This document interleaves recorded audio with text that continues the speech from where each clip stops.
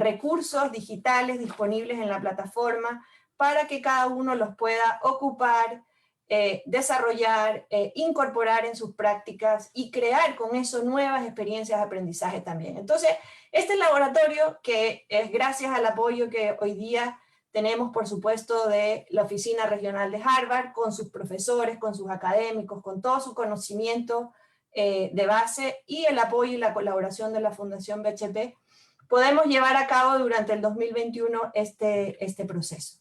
Es un viaje y una invitación a la colaboración radical, que es lo que nosotros decimos que de alguna manera representa Aprendo en Casa. Quiero contarles también que este laboratorio y el recorrido de Aprendo en Casa, desde los inicios hemos contado con el apoyo, como les comentaba, de la Oficina Regional de Harvard para Chile. Contamos con la inspiración, la visión y estrategia de uno de los académicos más destacados de la Escuela de Educación de Harvard, quien nos acompañó durante los primeros meses, durante las primeras ideas, que nos ayudó a construir este laboratorio. Él es Richard Elmore. Richard falleció durante febrero y a él le queremos dedicar también esta primera parte de la conversación, nuestro lanzamiento, su visión de entender el proceso educativo como un núcleo en donde hay, como dice ahí, formas sustancialmente importantes para cambiar la educación, que tiene que ver con los conocimientos y habilidades de los profesores, mejorar los niveles de complejidad de los contenidos y también el rol de los alumnos. Y eso es lo que nos va a estar guiando siempre en nuestras conferencias inspiradoras, en nuestros talleres colaborativos y en nuestras herramientas para crear. Así que me gustaría que hoy día nos acompañaran a recordar a Richard, quien ha entregado este sello y esta visión para lo que hoy día estamos viviendo. Así que con eso, contarles ahora que me gustaría dar paso también a Marcela Rentería. Ella es la directora de la Oficina Regional de Harvard para Chile. Es nuestra gran partner, colaboradora, amiga, quien desde el inicio ha estado muy comprometida y muy vinculada al desarrollo de Aprendo en Casa. Marcela, te damos un espacio para que nos puedas saludar y darnos una bienvenida.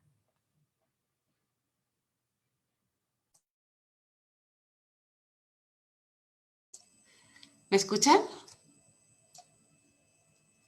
¿Sí? Sí, muy bien. Ok, perfecto. Bueno, bienvenidos todas, todos a esta sección de aprendizaje en tiempos híbridos, lo que sabemos que funciona. Mi nombre es Marcela Rentería y soy directora de esta oficina de Harvard en Chile, parte del Centro de Estudios Latinoamericanos del David Rockefeller. Para nosotros, para Harvard, esta iniciativa es tremendamente importante porque queremos acompañar a los educadores, a los profesores, a las personas que están pensando en cómo mejorar la educación en este proceso tan difícil que llevamos con la pandemia.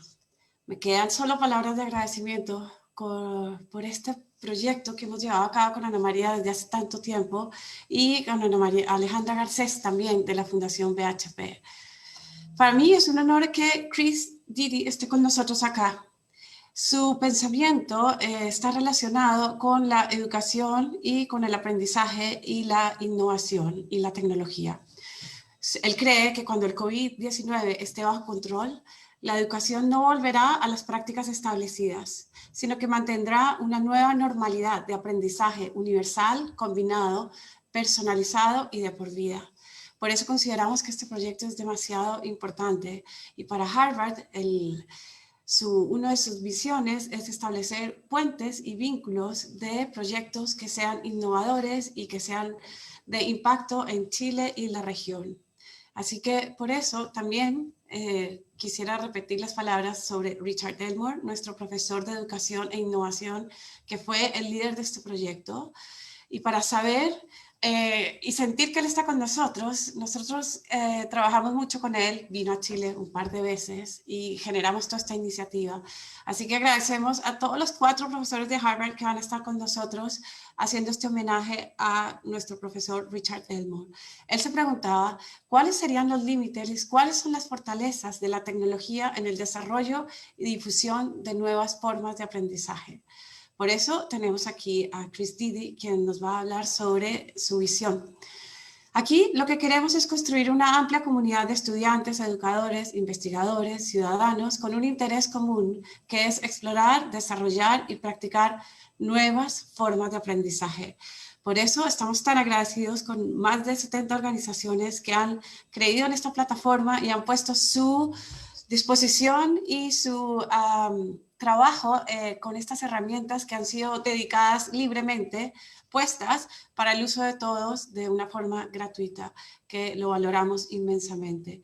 Solamente quiero terminar diciendo que Nelson Mandela en algún momento dijo: la educación es el arma más poderosa que puedes usar para cambiar el mundo. Así que entre todos creo que podemos lograr una mejor manera de relacionarnos y de llevar a cabo esta pandemia de la forma más digna posible. Así que esperamos tengamos una muy buena sesión y muchas gracias a todos por estar aquí. Gracias, Ana. Muchas gracias, Marcela, por tus palabras y por tu visión también con este proyecto. Quiero dar entonces paso a Alejandra Garcés, otro de nuestros colaboradores a través de la Fundación BHP, quien nos ha acompañado en este proceso durante ya casi un año. Alejandra, el micrófono es tuyo. Buenos días a todos, muchas gracias Ana María, buenos días Marcela y a todos nuestros invitados y especialmente a los profesores y a todas las personas que nos acompañan de todas partes de la región. Estamos muy contentas y muy emocionadas de tener esta primera actividad de laboratorio. Hemos trabajado en conjunto varios meses para crear y ver la manera de poder llegar a ustedes hoy día.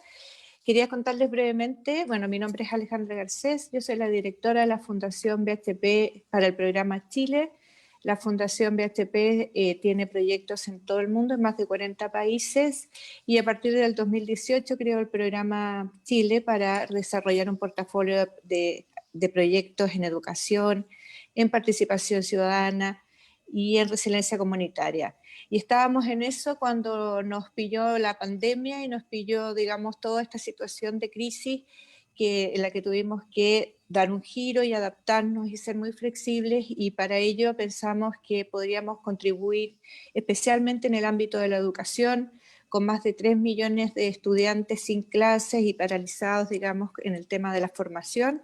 Creamos un proyecto que incluye seis organizaciones especialistas en educación y en formación, entre ellas está Fundación Harvard y Fundación Reimagina, para enfrentar y para poder apoyar especialmente a los profesores con recursos, con herramientas, para enfrentar esta crisis y poder seguir entregando el aprendizaje que nuestros niños y nuestros jóvenes necesitan.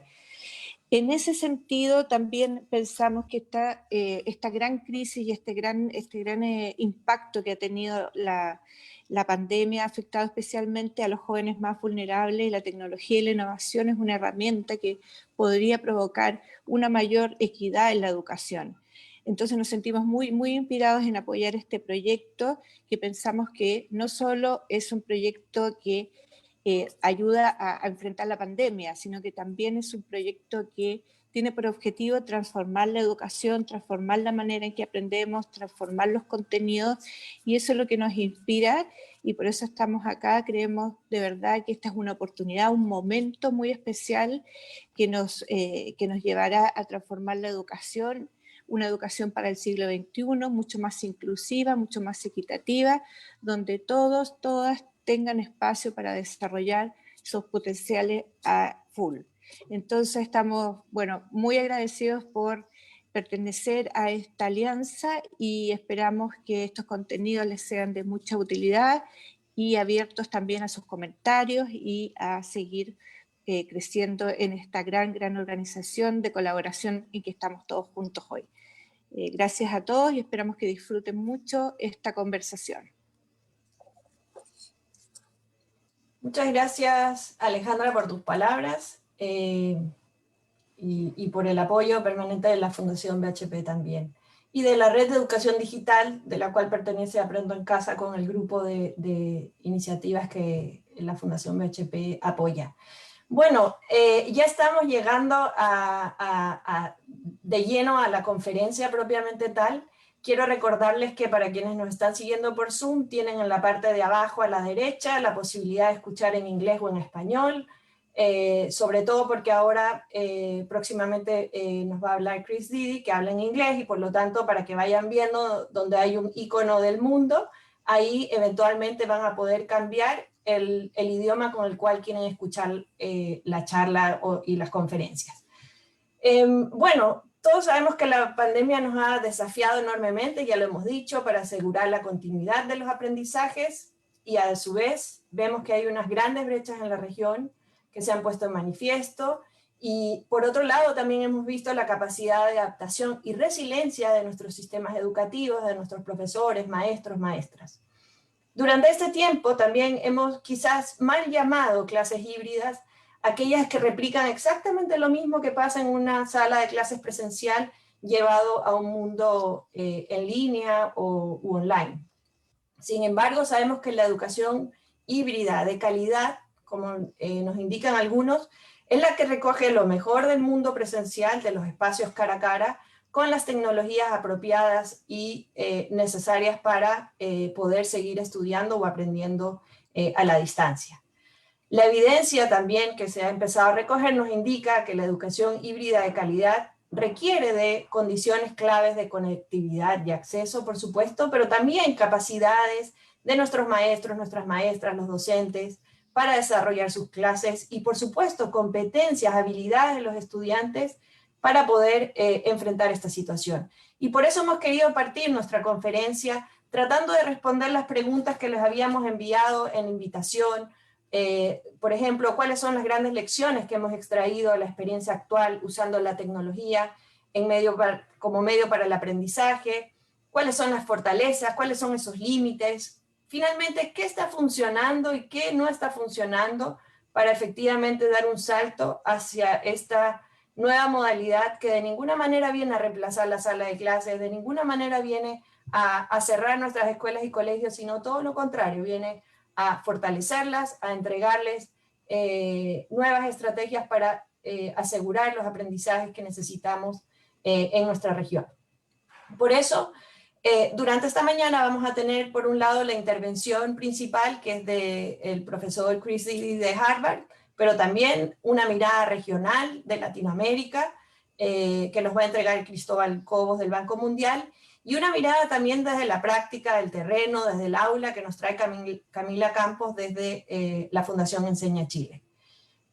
Parte de esta conversación incluye la participación de ustedes que nos están escuchando. Agradecemos un montón todos los chats que nos están enviando, y quizás lo primero que quisiera invitarlos como para calentar los motores es que nos ayuden a contestar una pregunta que les estamos mandando. Perdón, me fui a largo, voy acá. Eso. Hay un link que está en el chat a Mentimeter que dice, en 2 palabras, ¿qué sueñas de la educación híbrida? Queremos construir entre todos nosotros esta mirada de ¿qué sueñas para la educación híbrida? Pueden hacer hacer clic en el link que estamos poniendo en el chat de Zoom y de Facebook, y los invitamos a desde ahí irla contestando. Voy a... parece que eso. Muy bien. Para que durante esta conversación la puedan ir contestando, y más adelante yo voy a traer las respuestas. Entonces, bueno, sin más y aprovechando nuestros primeros minutos de la mañana, quiero invitar a Chris Didi, profesor de Tecnología de Aprendizaje de la Escuela de Educación de Harvard. Les cuento que el interés fundamental de Chris ha sido desarrollar nuevos tipos de sistemas educativos para enfrentar las oportunidades y desafíos del siglo XXI. Su investigación abarca tecnologías emergentes para el aprendizaje, introduciendo tecnologías e iniciativas de mejora educativa a gran escala, desarrollando políticas que apoyan la transformación educativa y promocionando liderazgo e innovación en educación. Chris actualmente realiza estudios para desarrollar y evaluar entornos de aprendizaje basados en espacios y mundos virtuales, en realidad aumentada, interacción social y desarrollo profesional docente en línea. Chris Didi es líder en iniciativas de aprendizaje móvil también y ha desarrollado un marco ampliamente utilizado para las innovaciones educativas. Entre el 2001 y el 2004 se desempeñó como presidente del área de aprendizaje y enseñanza en la Escuela de Educación de Harvard. Para nosotros es un honor tener hoy día a Chris, así que le doy la palabra. Y bienvenido, Chris, al Laboratorio de Aprendizaje de Aprendo en Casa.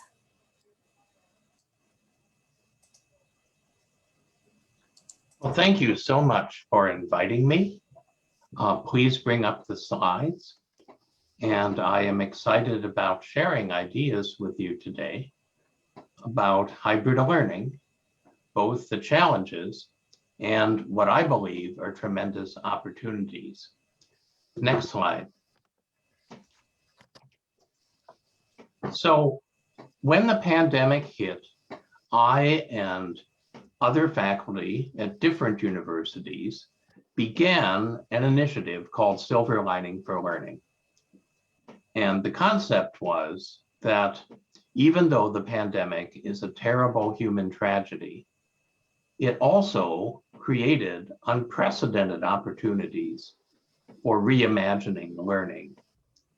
For example, for centuries, Harvard did not allow online teaching outside of its Division of Continuing Education. And in one weekend, Harvard suddenly became an online university. So the challenge was to do things quickly, but the opportunity was, the silver lining was, to have a chance for bottom-up innovation. And every week, we've had a different episode. We now are on episode 54 of looking all across the world at educators who bottom up are creating a lot of very interesting innovations that the pandemic has opened up the opportunity to do. And what I want to do today is not only share what I've learned from this, but also to highlight some of the episodes that if you're interested in what I discuss, you might want to go take a look and watch one of these 1-hour episodes that speaks about something that you're particularly interested in. Next slide.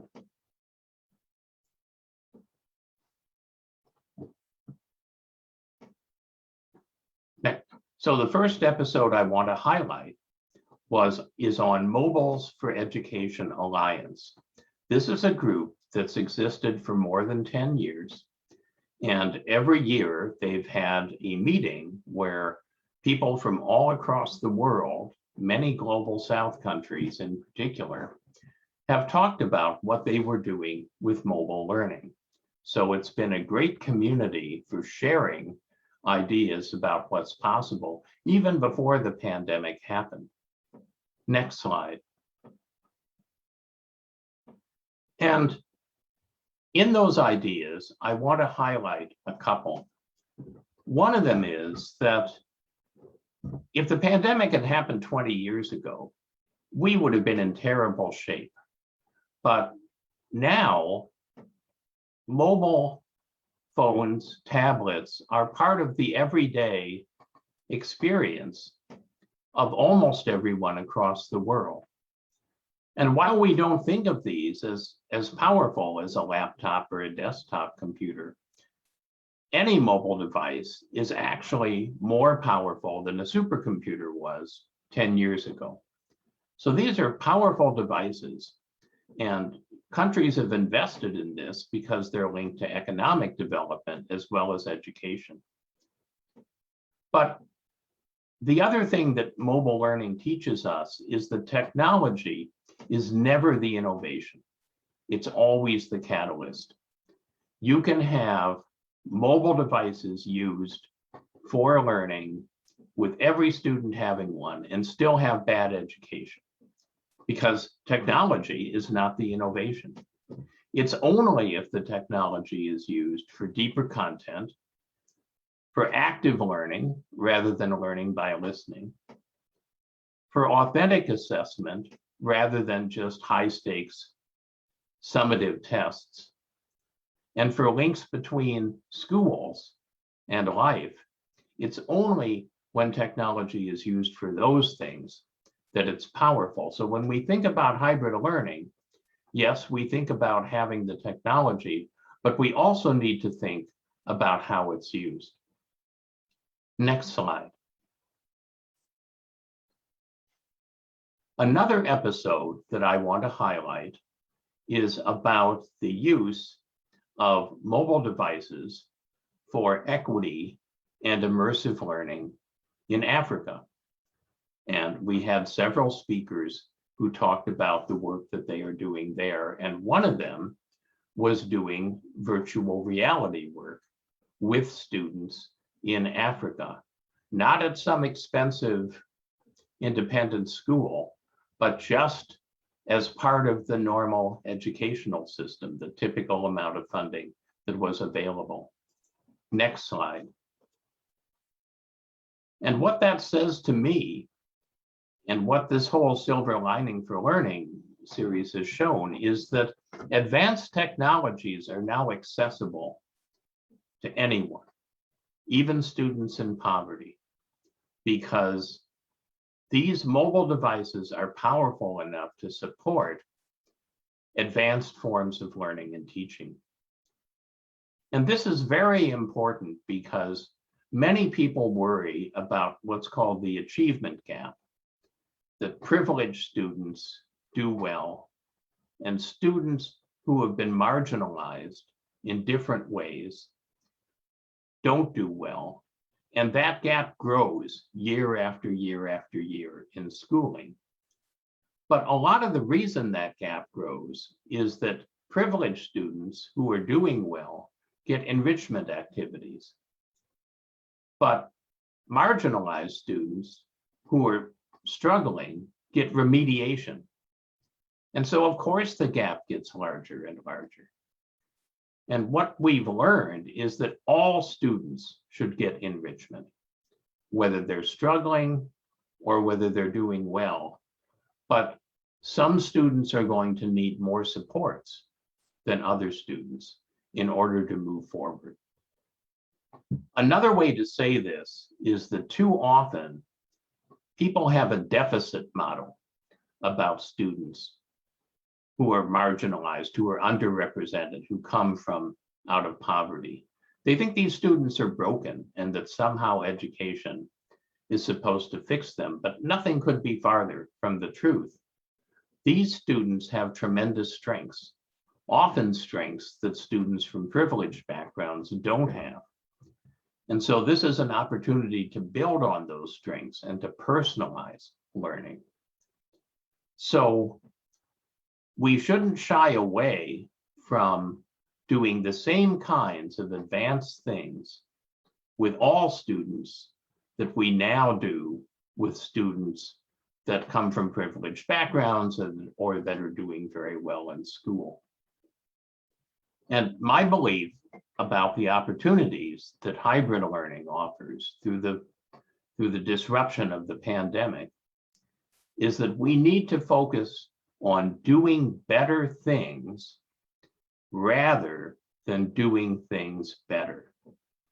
That is, instead of taking the old model, the industrial model of teaching by telling and learning by listening, and doing it a little better with technology, we should be doing a different model that's based on modern knowledge about learning and about the brain, and do this with all students. And I think these episodes across the world are showing that this is possible.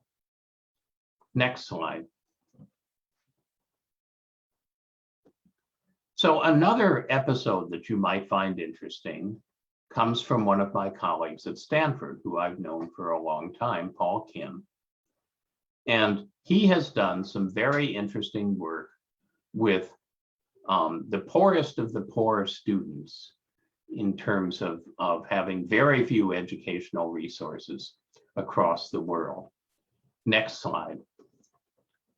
And one of the things that Paul has pioneered is that he has developed a device that costs less than $40 United States that can be placed into a school and in a single classroom. And then students can rotate in and out of that classroom when they want to use this technology. And all that they need is some kind of mobile device that can connect locally to this server, not to the full internet, but just locally to this server. And for $40 US now, you can have an incredible piece of technology that has a lot of storage, that has a lot of interesting and powerful programs on it. And what Paul has done is developed an intervention called Asking Great Questions. He teaches students how to ask great questions. Now, this is an interesting way of thinking about improving education.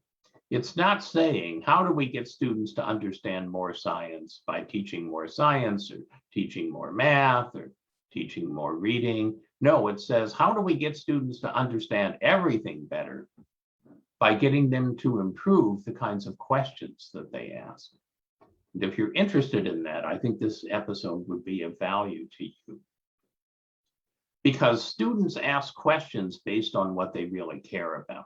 Students ask questions based on what their passion is. And that's really where we need to start in education. My younger daughter is now a junior in college. She wants to be an engineer. But she wants to be an engineer because she wants to change things that are happening across the world, primarily in terms of damage to the environment. So she doesn't think of herself as an engineer. She thinks of herself as somebody who's going to make a difference in terms of climate change. That's leads to asking great questions. That leads to students wanting to learn the curriculum. Now, she is also facing a very turbulent time with a lot of difficult things happening in society. And that means that in education, not just for her, but for everyone, we need to help students develop dispositions, character, tendencies, like flexibility, confidence, resilience, initiative, because they're entering a world that's going to be turbulent and disruptive for decades. The pandemic is just the tip of the iceberg. And we need them to be capable of not just following orders, but leading and innovating. And the availability of infrastructure like Paul Kim's server, and then of cross-curricular strategies like Great Questions, is really important in that. Next slide. What about teachers?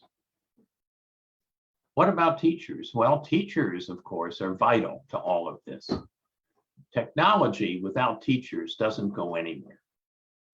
And every single technology curriculum that my colleagues and I have built assumes that there's a strong teacher at the center. So one of the episodes is from a group in Canada. It's called Contact North.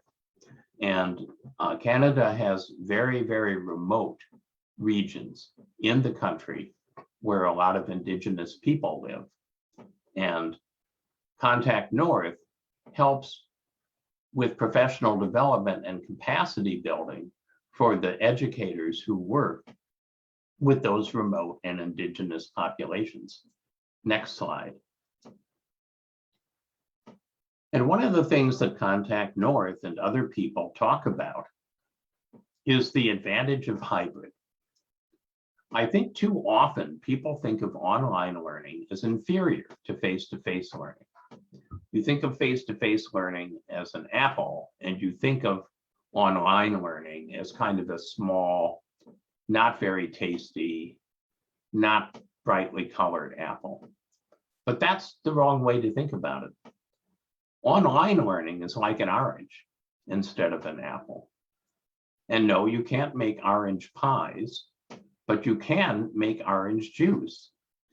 And you can do lots of other things with oranges that you can't with apple. They complement one another.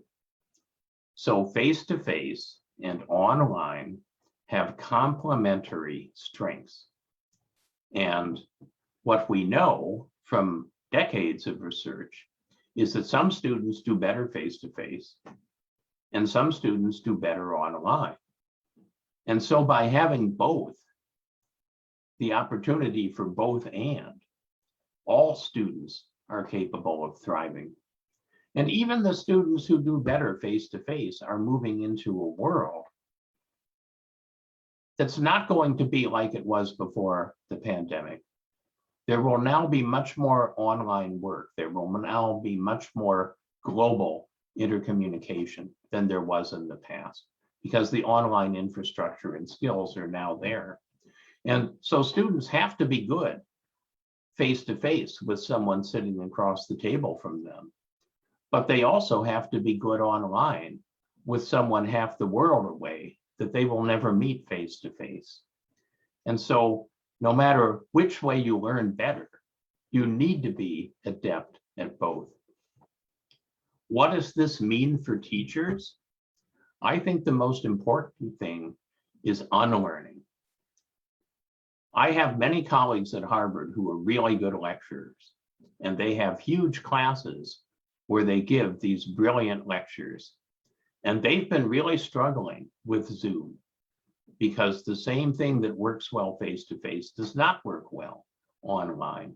They've had to unlearn their identity as a lecturer and instead learn a different kind of identity that involves much more peer learning and peer interaction.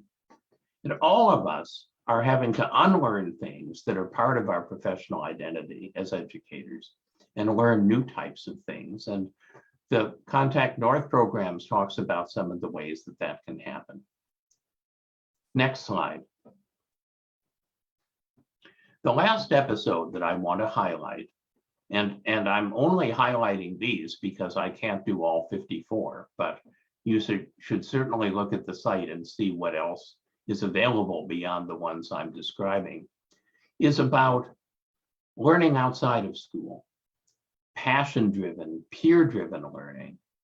And the particular example that the episode covers is fan fiction, where people who like Harry Potter or Lord of the Rings or the Avengers, kids write fictional stories about those. Next slide. Now, students can learn a lot from their peers outside of school with things that they're passionate about. We see these active communities of students learning from one another, not just in fan fiction, but in things like making and maker spaces.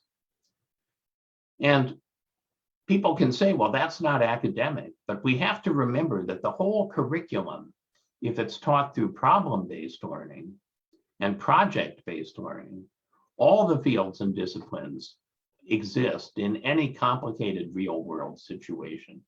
And so, of course, students can learn social studies and psychology and science and technology through fan fiction, through making, through a variety of things, as long as they're complicated enough and as long as they get supports. The other thing that I find powerful about this episode is that it talks a lot about inclusion, that many students unfortunately feel that they're just not like other people, that they're inferior to other people and different. And when they look at popular entertainment, they don't ever see themselves in that popular entertainment. But in fan fiction, those students have the opportunity to see themselves and to find a voice and to be part of it. One of our guests in the episode rewrote Lord of the Rings to be based on more women heroes. And that was a very meaningful thing, not just for her, but for the other people who read this. So we need to not just think that learning happens in classrooms and during the school day. We need to ally ourselves to the powerful kinds of social media that kids are using for informal, passion-driven learning. Next slide. So I've tried to speak to the three fundamental questions that are guiding this episode. What are the main lessons we've learned from current hybrid educational experiences? And I think the Silver Lining for Learning episodes indicate some of the powerful things that are happening around the world. What are the ways that we've learned about how to make hybrid education more effective? And I would say that it's not about the technology. It's about deeper content, more active forms of learning and teaching, more authentic forms of assessment, links between school and life. And what are the great transformations that are being generated in education, potentially based on hybrid learning? And I think that that really gets at the heart of this issue of doing better things rather than doing things better. Next slide. So I'm not interested in technology for the sake of technology. There are days that I don't even like technology. But what I am interested in is educational transformation, about not preparing kids for the industrial era, which is gone forever, but preparing them for the 21st century. And this is going to require transforming teaching and transforming assessment. You can keep moving forward the slides and you'll see some of the kinds of questions that are involved with this. So I think that we have the opportunity to make more powerful forms of learning. Next slide. But I also think that we have the opportunity to make sure that every student can succeed, not just privileged students. And the personalization that these new technologies enable is very exciting. So to conclude, the pandemic is a time of terrible tragedy. But during my lifetime, and it's been a while that I've been in the field, I have never seen a better time than now for really fundamentally making education better, taking advantage of the fact that the dead hand of the past has been weakened by this disruption. And I'm very excited to be part of this community of learning that's looking at ways to make things better. Thank you again for inviting me. Muchas gracias, Chris, por tus ideas, por tu inspiración. Nos parece súper interesante además que hayan podido durante todo un año ir recopilando estos programas o podcasts en torno a temas que hoy día están siendo muy relevantes. De hecho, salieron varias preguntas en el chat, pero hay una muy específica que me gustaría que nos recordaras, porque varios profesores nos están preguntando cómo se llama el router de $40 que mencionas que se ha utilizado por uno de tus socios. Yes, that, I know that this is going to be a little bit of an unusual term, so I'll put it, I don't even know quite how to put this correctly. It's called a Raspberry Pi machine. And I'm putting that into the chat. Some of you who have a technical background will know what that means. But if you look at the episode, Paul Kim talks about the development of that router. And if you contact Paul at Stanford, he will be happy to put you in touch with ways that you can get that machine. This is not a company. This is not some kind of product that anybody is trying to sell you. This is a piece of equipment that you can buy and then you can configure to the needs of your own school. So I hope that you will look more at that.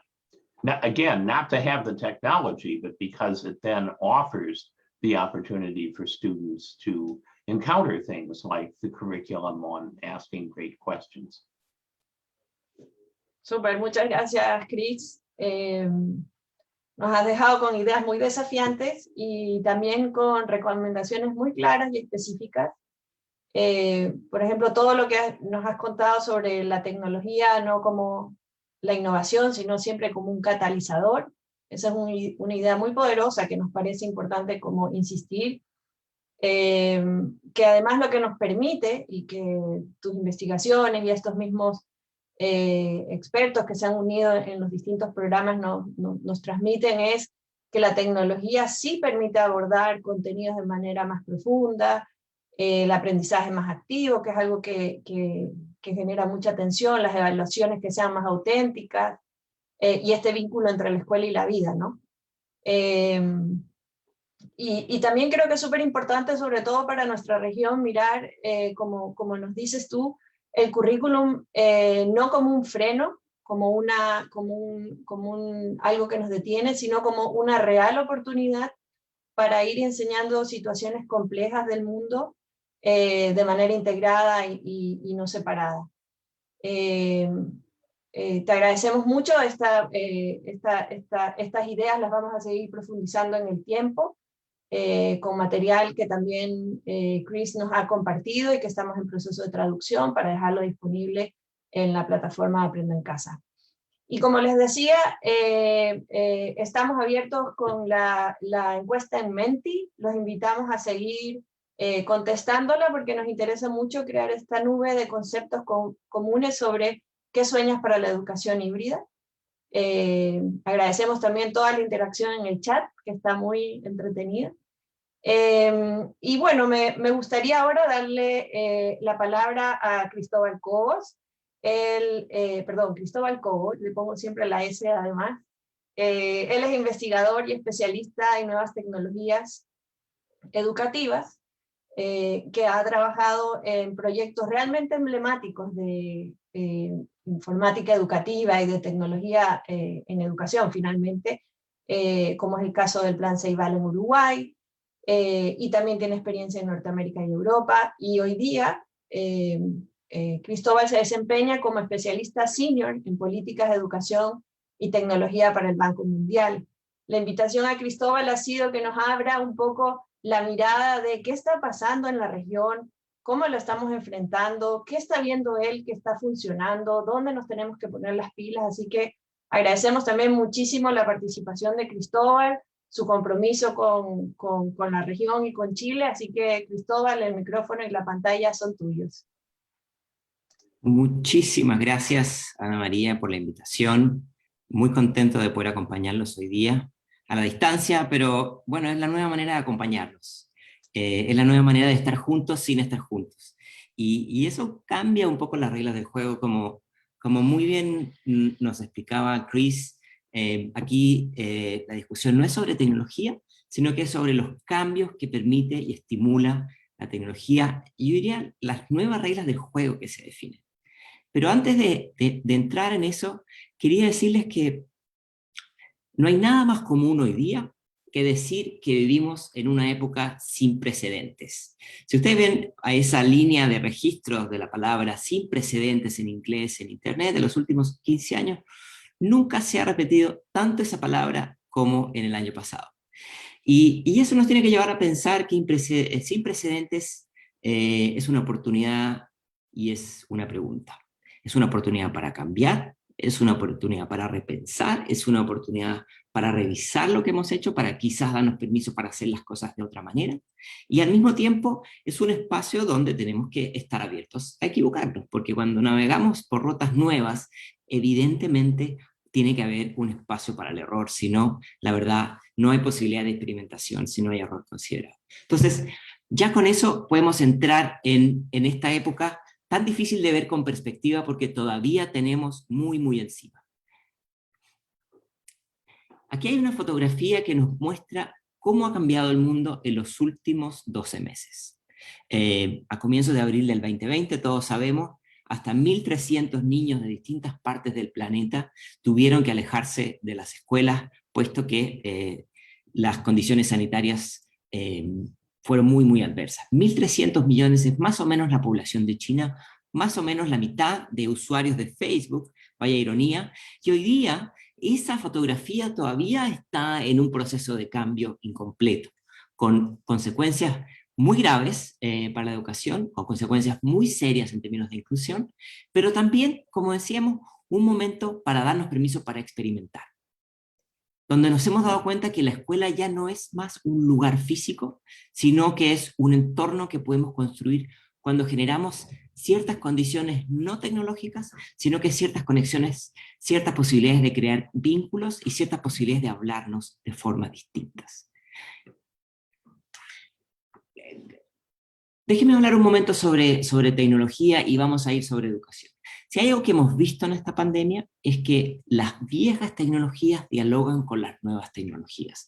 Tecnologías profundamente superadas para algunos contextos, como las analógicas, ya sea radio o televisión, hoy día entran a dialogar nuevamente con tecnologías digitales.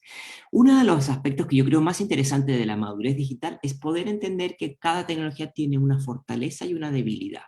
Hay tecnologías que son más ubicuas, es decir, un segmento más amplio de la población puede acceder a ellas, ya sea como los materiales impresos, la radio o la televisión, mientras que los contenidos digitales en zonas semiurbanas y rurales de América Latina todavía están con muchas más dificultades de penetración.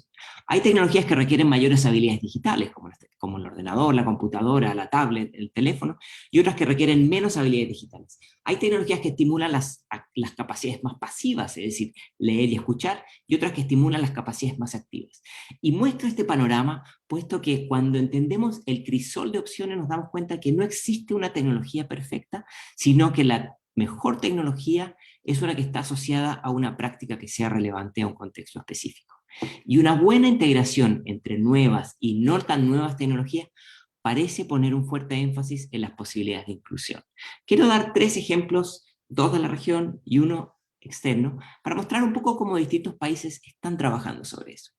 El Centro de Medios de Educación del Amazonas, durante los últimos 20 años, ha generado una gran cantidad de materiales multimedia para la televisión, puesto que en el Amazonas es difícil llegar con conectividad a distintas partes de la región. Y entonces, aprovechando estos materiales, estados como el de Sao Paulo toma prestado los contenidos para televisión educativa y lo combina con una app donde los profesores pueden descargarla y utilizarla sin tener que pagar datos, es decir, libre de transferencia de datos o subsidiados por el Estado. Y entonces, ¿qué permite esta app? Que además de la interacción uno a muchos que ofrece la televisión, la app permite una conexión uno a uno o uno a pocos, un profesor y sus estudiantes, donde tienen la posibilidad de dialogar sobre las preguntas, las dudas, las actividades que quedan en torno a la televisión. Un buen ejercicio de aula volteada y de inclusión. Ahora, en Brasil hay enormes inequidades, como en otros países de América Latina. El 90% de los estudiantes del sur tienen acceso a mecanismos y soluciones de educación a distancia, pero el norte, con una situación mucho más adversa, solamente el 50% de la población estudiantil. Entonces, esto nos empieza a mostrar ciertas tensiones de a quién beneficia. En el caso de Perú, por ejemplo, Perú, sin tener una larga tradición de producción de materiales multimedias a través de televisión, lo que hizo fue un acuerdo con el gobierno de México y con organizaciones en la Argentina para incorporar algunos de los materiales ya producidos por ellos y ponerlos en la plataforma Aprendo en Casa. Esto complementado con estrategias de enseñanza a través de la radio, tarifa cero, como decíamos en el caso de Brasil, y una cosa muy interesante, el caso de Perú hizo un fuerte énfasis en traducir contenidos para que estuvieran en acceso a las lenguas nativas del país y también estudiantes con capacidades especiales. Una excelente acción, y esto acompañado de una comunicación regular entre docente y estudiante a través de llamadas telefónicas, con un alto nivel de satisfacción de los padres. Ahora, de nuevo, más de 300.000 estudiantes del sistema educativo peruano han dejado el sistema educativo durante el 2020, producto de enfrentarse a una situación económica adversa o por no tener acceso a alguno de estos canales recientemente mencionados. Esto es una situación muy grave, que estoy seguro que no es solamente en Perú, lamentablemente, donde el 15% de los estudiantes dejaron el sistema, y la pregunta grande aquí es, ¿qué vamos a hacer para recuperar a esos estudiantes? Déjenme mostrar una experiencia fuera de América Latina. Sierra Leona, un país pequeño de un poco más de 7 millones de habitantes que sufrió mucho la crisis del ébola entre el 2014 y 2016, donde también tuvo que interrumpir las clases. Desarrolló una gran experiencia a través de educación radial, ¿no? Y ahora, viniendo la pandemia, reincorporó estos materiales a través de la distribución de radios de bajo costo, como pueden ver en la imagen, y con las estaciones radiales ofreciendo contenidos específicos en base a las edades y las asignaturas, y invitando a los estudiantes y padres a llamar a la radio para hacer preguntas y para generar diálogos, ¿no? Esto acompañado con una estrategia donde el Estado reincorpora, invita a incorporarse a profesores que ya se retiraron, se jubilaron, o que han congelado su carrera educativa, para que refuercen el acompañamiento y seguimiento de los estudiantes. Estas son algunas de las tareas, por supuesto, que acompañaban materiales educativos impresos, ¿no? Estas son algunas de las distintas estrategias que estamos encontrando en distintos lugares. Yo quiero proponerles que pensemos en las tecnologías no como una solución, pero tampoco pensar que la tecnología más avanzada o la más digital es necesariamente la mejor. Aquí yo creo que el énfasis ha de estar en pensar qué combinación de tecnologías son aquellas que producen mayores niveles de interactividad, mayores niveles de acompañamiento, mayores posibilidades de construcción de estructuras de confianza, que es lo que realmente genera una experiencia de aprendizaje significativa. Entonces tenemos desde estrategias muy unidireccionales como la radio o la televisión, la distribución de materiales impresos, hasta la incorporación, como decíamos, de televisión, más apps, o de radio, más llamadas telefónicas, o de SMS como herramientas de acompañamiento, con la distribución de materiales impresos. Y obviamente, en cada uno de estos distintos estadios, se van a requerir distintas estrategias pedagógicas. Hemos aprendido muchas cosas durante la pandemia, pero hemos aprendido, por ejemplo, que las soluciones tecnológicas no son necesariamente replicables del contexto A al contexto B. Cada contexto tiene sus características y los docentes tenemos que hacer una tarea de traducción. De la misma manera, más que enfocarnos en las herramientas, el reto está en enfocarnos en las prácticas y en hacer las adaptaciones necesarias de mi contexto. En tercer lugar, si bien la conectividad puede ser tremendamente útil, solamente centrarse en soluciones que están enfocadas en la conectividad puede ser un amplificador de inequidades preexistentes. Y en esa misma línea, entender que el contenido, si bien es muy importante, no es suficiente. Antes de la pandemia hubo un gran discurso sobre la importancia y desarrollo de habilidades y competencias, y Didi ha hecho una gran contribución académica en ese campo. Lamentablemente, durante la pandemia pareciera que se ha puesto más énfasis en el acceso a contenidos que en el desarrollo de las habilidades, y ahí creo que tenemos que calibrar un poco. Y por último, otro aprendizaje que hemos visto sistemáticamente en distintos países: los docentes están en la primera línea. Yo le rindo todo el tributo a los docentes porque se están entregando en cuerpo y alma. Pero los docentes tienen una capacidad de entrega que no es infinita, y puede haber estados de agotamiento, y entonces tenemos que buscar maneras para apoyar a los docentes, para no desbordar a los docentes con tareas administrativas, y mantener un buen clima laboral y profesores de buen humor en un momento de tanta adversidad. Creo que es muy, muy importante. Y hay algunos trucos para eso. Ahí dejo una herramienta para descargarse a quien quiere, pero, por ejemplo, es una buena práctica no obligar a todos los estudiantes que tienen acceso a Internet a tener necesariamente la cámara prendida. Eso puede llegar a vulnerar situaciones de intimidad donde a lo mejor los estudiantes no quieren mostrar el contexto en el que viven, ¿no? Buscar maneras para ponernos en los zapatos de los estudiantes, o generar espacios de diálogo con preguntas en el chat, como estamos haciendo ahora, o encuestas en línea, ¿no? Crear grupos de trabajo de manera regular, y asegurarse que las conferencias no duran más de 20 minutos, tal cual como está organizada esta aquí. Todos estos aspectos nos hablan de la enorme necesidad de traducir la experiencia presencial a unas nuevas reglas del juego de la experiencia remota. Uno de los retos que hemos visto sistemáticamente en distintas regiones del mundo es la paradoja del aprendizaje remoto. Es centrarse única y exclusivamente en soluciones digitales y no olvidar que hay muchos estudiantes que carecen de los medios para utilizarlo. Entonces, a la hora de pensar en estrategias de acompañamiento, lo digital no puede ser la única respuesta. Hay algunos aceleradores, algunos recursos que pueden ser de mucha utilidad.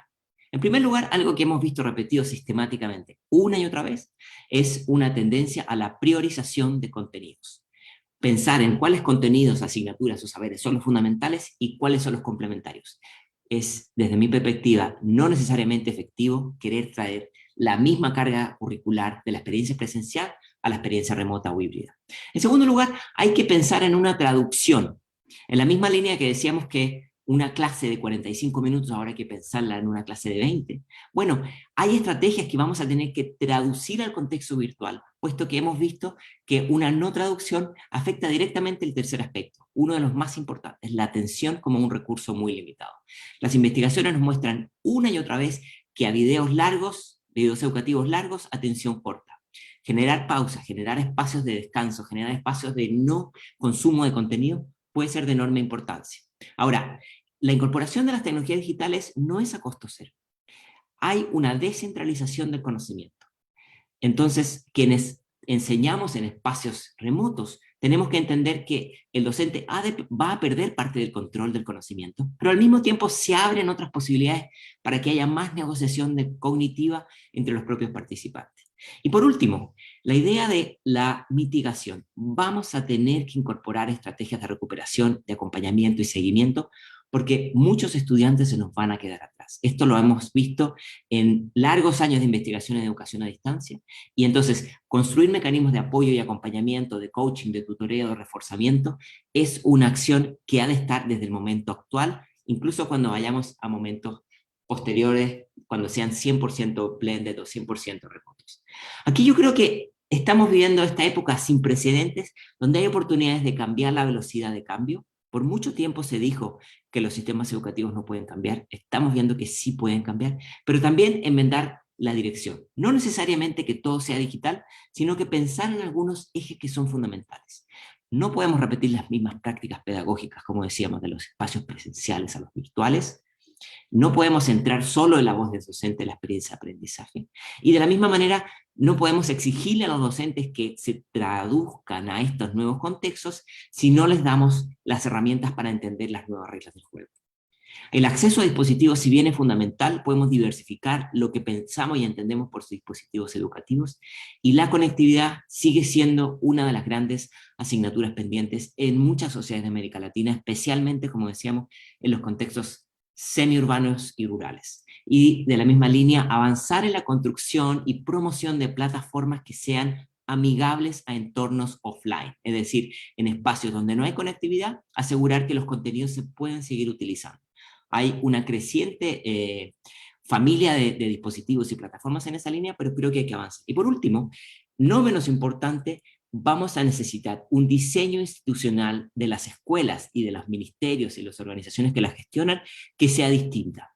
No podemos pensar en esta cultura digital distinta con las organizaciones que gestionaban el conocimiento con bloques de saberes como si fueran ladrillos de una pared. Ahora que vamos poco a poco transitando a esta época de más híbrido, más hibridación, más combinación, yo creo que hay tres dimensiones fundamentales que tener en el radar para que podamos hacer nuestros propios diseños. Hay distintos usos del tiempo, tiempos sincrónicos, tiempos asincrónicos, y por supuesto distintas oportunidades de aprender en ambos. Hay distintos usos del espacio, tiempo compartido, tiempo distinto, perdón, mismo espacio, distinto espacio, y esta combinación de sincrónico, asincrónico, mismo espacio y espacio distinto, empiezan a abrir posibilidades de distintas combinaciones pedagógicas. Y lo mismo también con las interacciones, interacción uno a muchos, como está haciendo en este momento, muchos a muchos, como está haciendo espero en el chat, y uno a pocos, como puede ser una clase pequeña. Estas tres combinaciones nos dan distintas posibilidades de uso eficaz del tiempo, pero también nos hablan de que tenemos que desarrollar a los estudiantes estrategias para aprender a aprender, mayores niveles de metacognición, de mayor autonomía y también de mayor capacidad de autogestión en sus saberes. Eso no se aprende de manera natural, hay que estimularlo y generar las condiciones. Podemos también, si queremos avanzar en estos espacios más flexibles, vamos a tener que diversificar los canales de apoyo, hay muchas estrategias para diversificarlo, no basta con tener un correo electrónico. En cuarto lugar, formar para una enseñanza híbrida tiene que ver con todas estas nuevas traducciones que están implicando estas nuevas reglas del juego.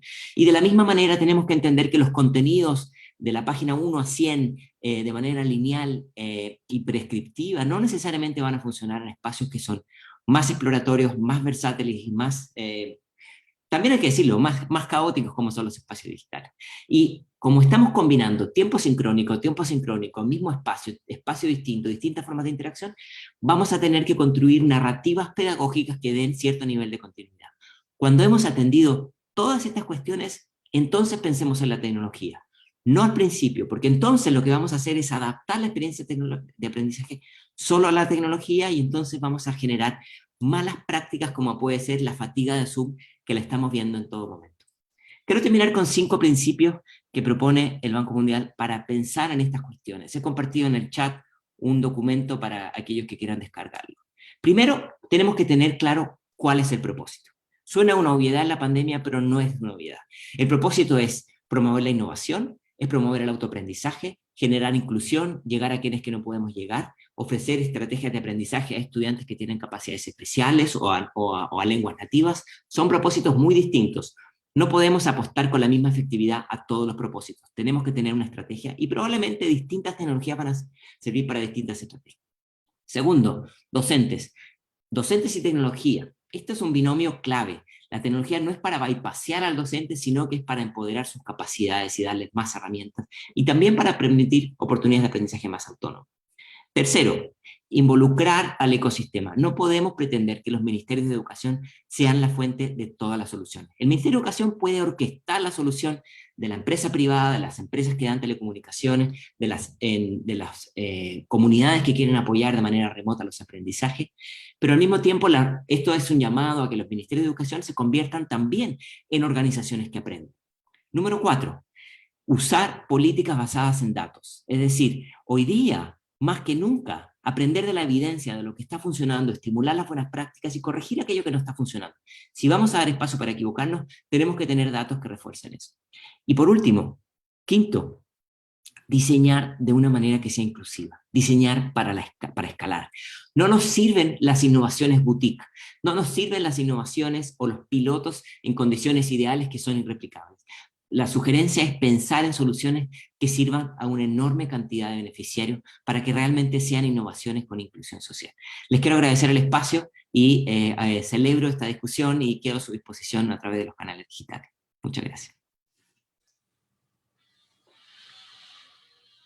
Muchas gracias, Cristóbal, por tu presentación, por tus ideas, por tus investigaciones también.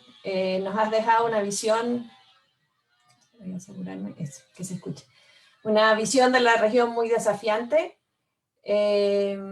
porque, o sea, como bien tú lo dices, o sea, tenemos unas condiciones dramáticas de conexión y de acceso, pero por otro lado también una oportunidad de cambio. Me quedo con tu idea de que sí se puede cambiar y que para eso es súper importante poner ciertos énfasis que hoy día los estamos viendo, pero tenemos que hacerlo de manera más articulada. Tú también tocas el punto que Chris mencionaba sobre priorizar el currículum, o sea, tenerlo como un aliado y de alguna manera tomar aquellas partes o la priorización para poder ser más efectivos. Tener mucha conciencia de cómo aprendemos. Hoy día cada vez más la neurociencia nos habla de la memoria corta y la memoria larga, y eso es muy importante para quienes estamos en el mundo de la educación. No seguir replicando modelos que no conocían cómo aprendemos y más bien darle una vuelta atendiendo esas atenciones, atendiendo a ese tipo de aprendizaje con pantalla, sin pantalla. Y sobre todo lo que tú planteas para esta audiencia, que es el desafío de rediseñar el rol docente, que además, por lo que te escuchamos, nos da la sensación de que está empezando de alguna manera una transformación muy importante, y lo que requiere son apoyos, como los que hoy día estamos entregando a través de varias iniciativas. Aprendo en Casa es una, de poder empoderar a los docentes y a los directivos en esta línea. A través también de una mirada ecosistémica. Me parece súper interesante lo que tú propones, porque no es una idea que está muy lejos de lo que está pasando hoy día. O sea, el cambio no viene solamente por el rol ministerial, que por cierto tiene un rol muy importante de orquestar ciertos cambios y ciertas prioridades, pero yo lo veo hoy día con las 70 organizaciones que están Aprendo en Casa, un ecosistema enorme, que justamente ayuda busca ayudar y apoyar a los profesores. Y también lo que menciona sobre los datos y la evidencia, que eso cada vez más aparece como una necesidad, no solo para quienes están en posiciones como la tuya de política pública o nosotros diseñando proyectos, sino también datos al interior de la sala de clases, ¿no? Quiero agradecerte también en nombre del equipo de Aprendo en Casa, de esta audiencia, que han salido un montón de preguntas. Obviamente no vamos a responderlas todas, las vamos a llevar a la conversación, y gracias también por compartirnos ese espacio y ese documento que pusiste en el chat.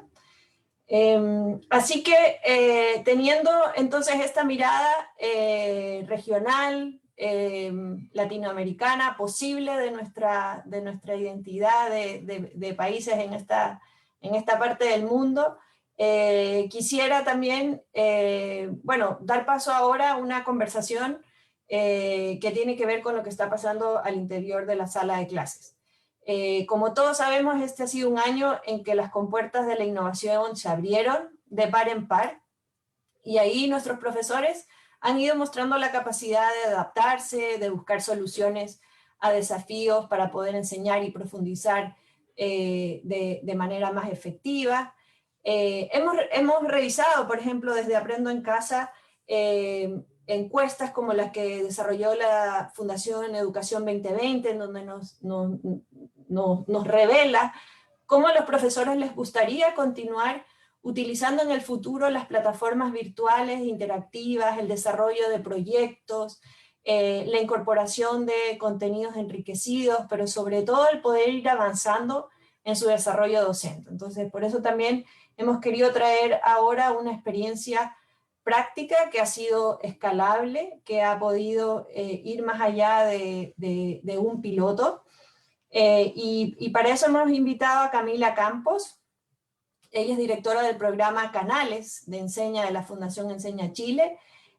Camila es ingeniera civil y tiene un magíster en política educativa, es casada, mamá de 3 niños, convencida de la urgencia de hacer los cambios en educación. Pasó por el mundo de la empresa privada, pero llegó al equipo de Enseña Chile desde sus inicios, y desde el 2008, que sus inicios ha trabajado en terreno como directora del programa. Ella ahora, en el año 2020, vuelve a Enseña Chile como directora de Canales Enseña, una nueva iniciativa de esta fundación. Y también mencionar que, bueno, la razón por la que nos parece súper interesante mostrar esta experiencia es porque la Fundación Enseña Chile es parte de este ecosistema de 70 organizaciones que están participando Aprendo en Casa, y es también un reflejo del tipo de apoyos que estamos promoviendo, el tipo de miradas, el tipo de acompañamiento que queremos ir haciendo con nuestros profesores durante el año. Así que le doy la bienvenida a Camila. Puedes prender tu video y el micrófono es tuyo. Muchas gracias. ¿Se me escucha bien? Sí, súper bien. Gracias. Muchas gracias por esta invitación y por la posibilidad de compartir lo que estamos haciendo en Enseña Chile y en terreno, y un poco cómo llevar a la práctica todo lo que hemos estado conversando y aprendiendo esta mañana. Quisiera recoger un poco algunas ideas claves para mí de lo que hemos hablado, sobre todo del profesor Didi, la idea de que la tecnología no es un fin, sino que es un medio para lograr que nuestras clases sean significativas y los estudiantes sean protagonistas. Al mismo tiempo, quisiera tomar de Cristóbal la idea del propósito de los docentes, de diseñar para escalar, y sobre todo la idea de este es un espacio sin precedentes, que hemos tenido que lanzarnos a la piscina y aprender en el camino. Y eso es lo que vengo a contarles, cómo ha sido este camino. Les quiero contar un poco sobre Canales Enseña, sobre lo que diseñamos, pero también los aprendizajes que tuvimos en este proceso. Canales Enseña es un proyecto precioso, diseñado por profesores de Enseña Chile, para dar respuesta a las necesidades urgentes de esta pandemia que hemos estado viendo toda esta mañana, y para ofrecer clases que logren motivar a nuestros estudiantes a seguir aprendiendo, pero en nuestro caso no presenciales. Primero les voy a contar un poco de dónde vengo y les voy a compartir. Enseña Chile es una organización que trabaja llevando profesionales de distintas profesiones, periodistas, biólogos, ingenieros, artistas, también profesores, a hacer clases por 2 años en colegios de contexto vulnerable. Para eso los prepara pedagógicamente con su programa de formación de liderazgo colectivo, con el objetivo de que sean agentes de cambio dentro de la sala de clases, y una vez que tengan la experiencia, la convicción y la perspectiva necesaria, puedan salir a impactar el sistema educacional. Enseña Chile es parte de la red Teach for All, que hoy día tiene 59 programas similares en países alrededor del mundo, y aquí en Latinoamérica tenemos 10 enseñas, así que me imagino que en esta audiencia deben haber muchos integrantes de estas enseñas. Enseña Chile lleva más de 13 años trabajando en los colegios más difíciles y más vulnerables, y partimos el año 2020, teníamos 231 profesores repartidos en 10 regiones de Arica a Punta Arenas de nuestro país. Nosotros vamos a hacer clases específicamente en secundaria, lo que serían estudiantes de 13 a 18 años más o menos. Y la verdad es que así llegamos a marzo del 2020, estábamos partiendo el año escolar en Chile, cuando el gobierno decide suspender las clases presenciales por la pandemia. Y me imagino que nos pasó lo que les pasó a todos, la verdad, entramos en pánico. Nuestros profesores no sabían qué hacer para mantener la conexión con sus estudiantes. Enseña Chile va a aquellos colegios más difíciles, y la verdad es que nosotros vemos, previo a la pandemia, nuestros estudiantes ya estaban súper atrasados. Nos encontramos con niños y niñas de 14 años que no entienden lo que leen, que no entienden las instrucciones, que no saben sumar números negativos, no saben dividir. O sea, ya estábamos corriendo contra el tiempo para poner al día a estos niños y niñas, pero ahora sin clases se nos veía bastante cuesta arriba.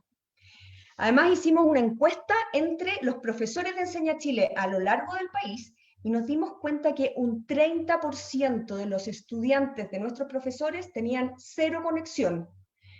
No habían tenido noticias de sus estudiantes. O sea, casi un tercio de los alumnos estaban totalmente desaparecidos. Seguían de vacaciones. Esto nos preocupó y nos asustó, pero también nos movilizó.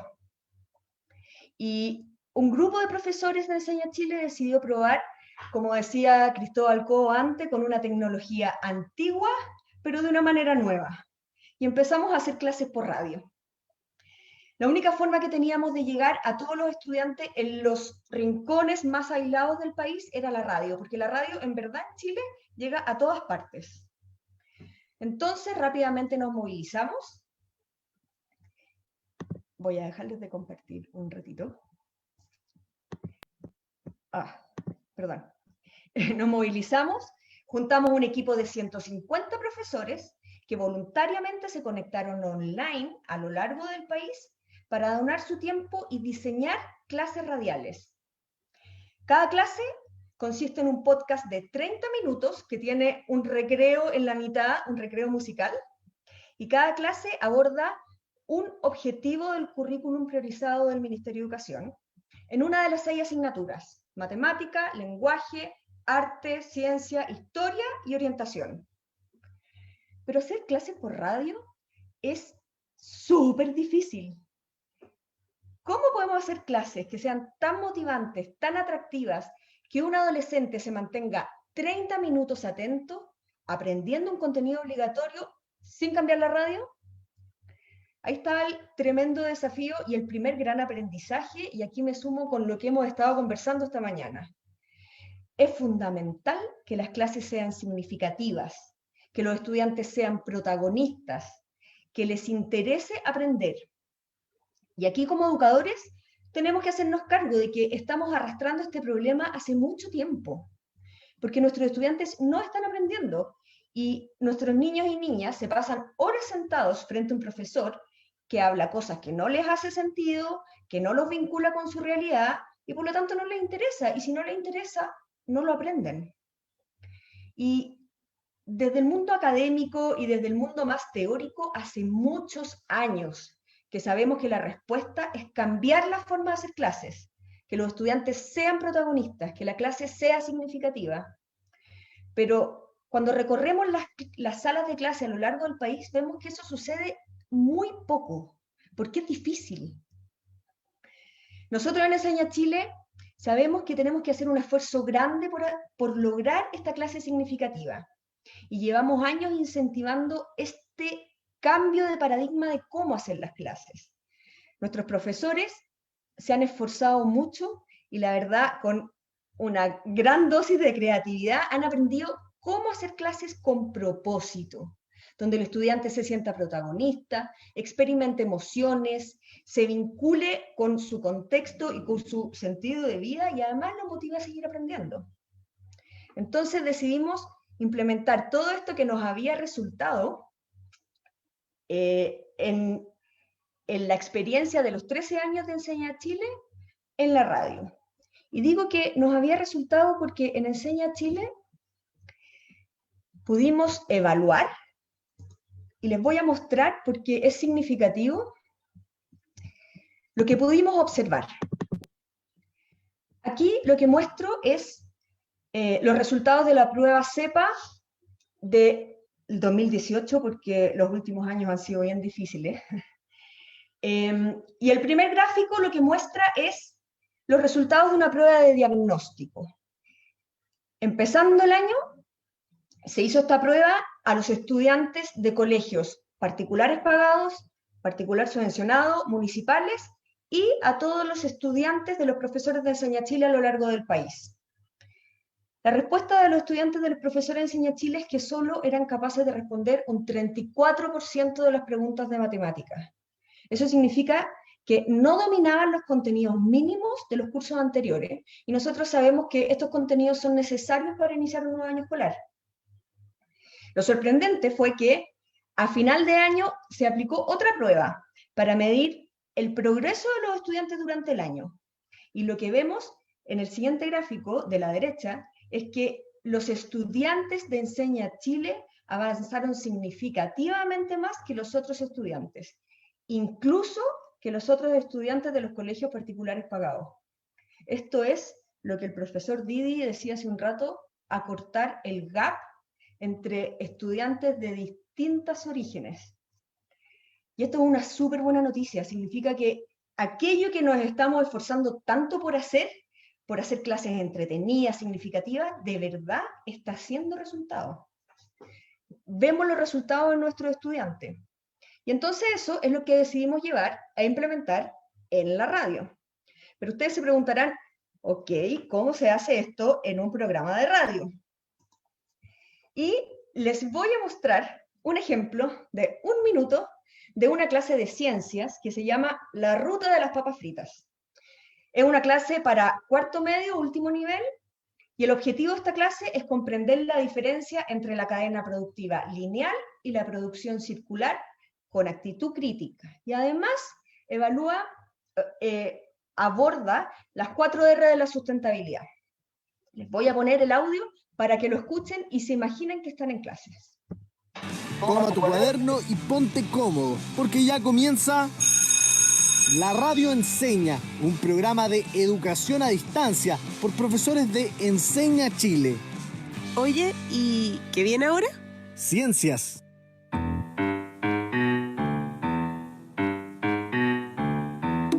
Hola a todos y todas, soy la profesora Bárbara y estoy muy feliz de estar junto al profesor Bernardo en nuestro capítulo de La Ruta de las Papas Fritas. Queridas y queridos auditores, qué gusto estar junto a ustedes en otro capítulo de La Radio Enseña Ciencias. Hoy, con la profesora Bárbara, decidimos darnos un antojo y comer papas fritas.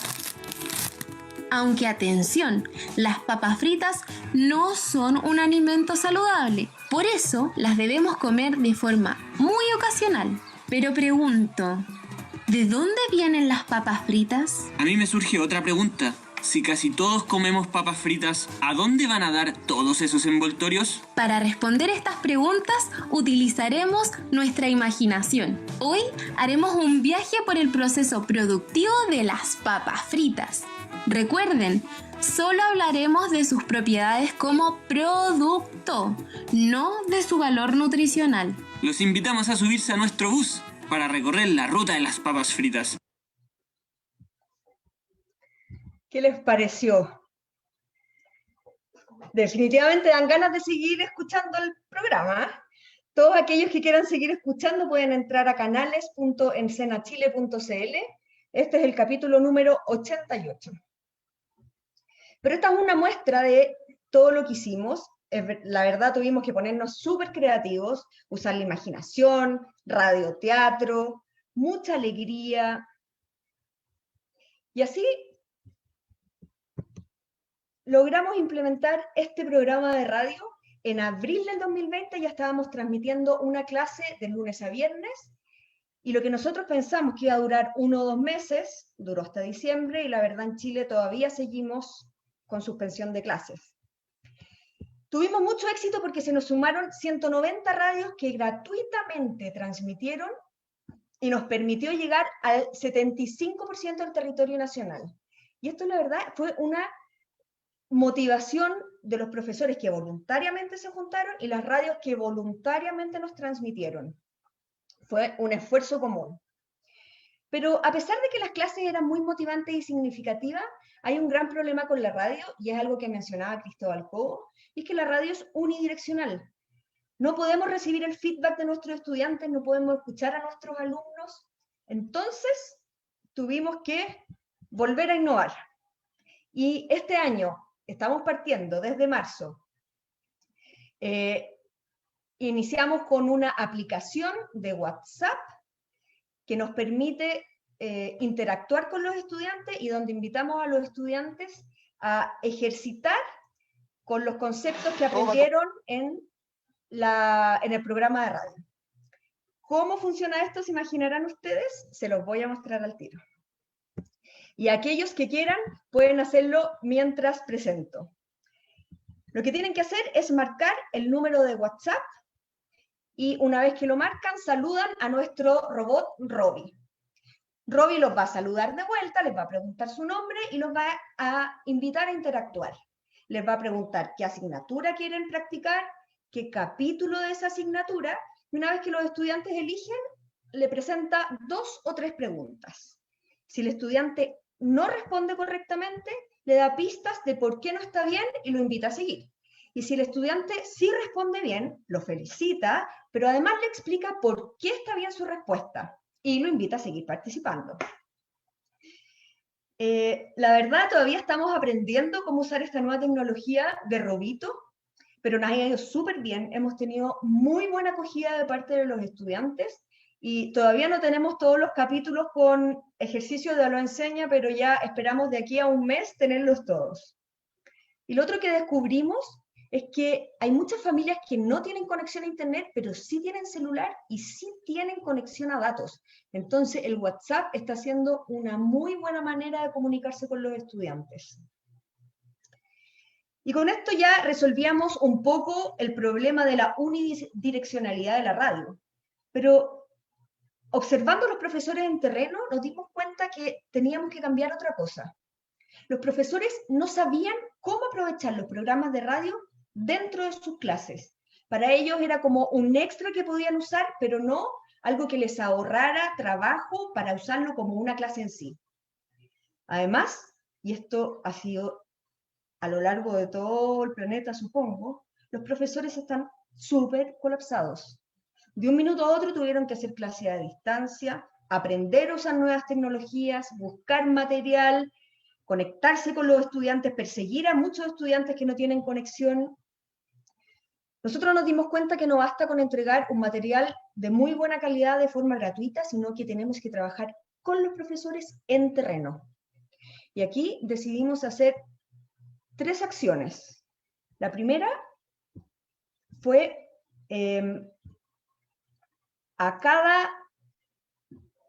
todos los podcasts que teníamos en la radio, les agregamos una guía de aprendizaje, una guía para que el estudiante vaya completando a medida que escuchaba el programa de radio. Además, implementamos una plataforma donde pusimos todos los podcasts que habíamos hecho durante el año y que habíamos transmitido en la radio, pero no solo publicar los podcasts, sino que nos dimos mucho trabajo en clasificar de qué se trata el tema, para qué nivel sirve, qué objetivo de aprendizaje aborda. Incluso, esto es para los profesores de Chile, pero tomamos los mapas curriculares y para cada asignatura, para cada nivel, identificamos qué capítulo le sirve para cuál objetivo de aprendizaje. Por ejemplo, un profesor de matemáticas, de séptimo básico, que está en la unidad 3 de geometría, polígonos, diámetro y perímetro, en el objetivo de aprendizaje 11 podría usar el capítulo 101, el círculo de la inclusión, o el 134, el viaje a la cima. Con esto, nosotros esperamos facilitar el trabajo de búsqueda del profesor, que sabemos que le quita mucho tiempo.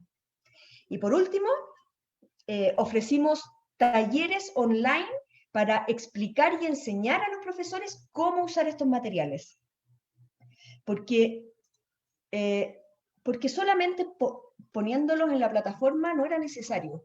Entonces nos apoyamos en todo el equipo en terreno de Enseña Chile, que ya tiene relación con las comunidades educativas, para presentarles el proyecto e invitarlos a usar. Y yo diría que eso es lo que ha sido más significativo para los profesores.